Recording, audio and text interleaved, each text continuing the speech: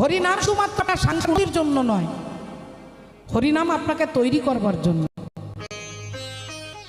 একটু ভালো করে লক্ষ্য করে দেখুন যে পঞ্চপাণ্ডবের পক্ষে ভগবান কৃষ্ণ সদা সর্বদা দাঁড়িয়েছেন। সেই জন্য জীবনে কতগুলো বিপত্তি পঞ্চপাণ্ডবের জীবনে। তাদের এমন একটা ঘরে শুইয়ে দিল, গোটা ঘরটা তেল দিয়ে তৈরি হয়েছে, যার নাম হলো লাক্ষা ভবন।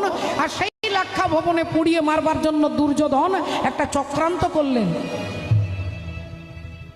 তারপরেও হলো না, 12 বছর জঙ্গলে জঙ্গলে ঘুরতে হলো, 1 বছর অজ্ঞাতবাসে লুকিয়ে থাকতে হলো।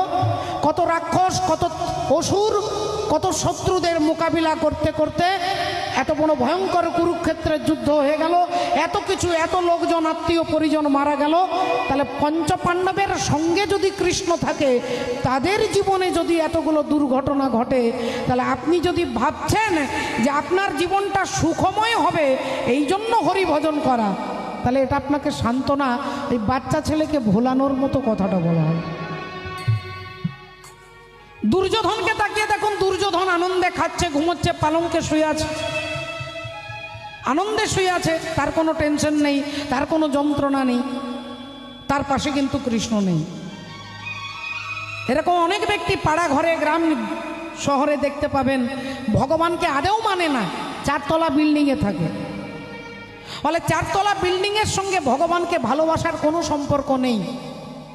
আপনি ভগবানকে ভালোবাসলেও আপনার 4 তলা বিল্ডিং হতে পারে, আবার ভগবানকে না মানলেও আপনার 4 তলা বিল্ডিং হতেই পারে।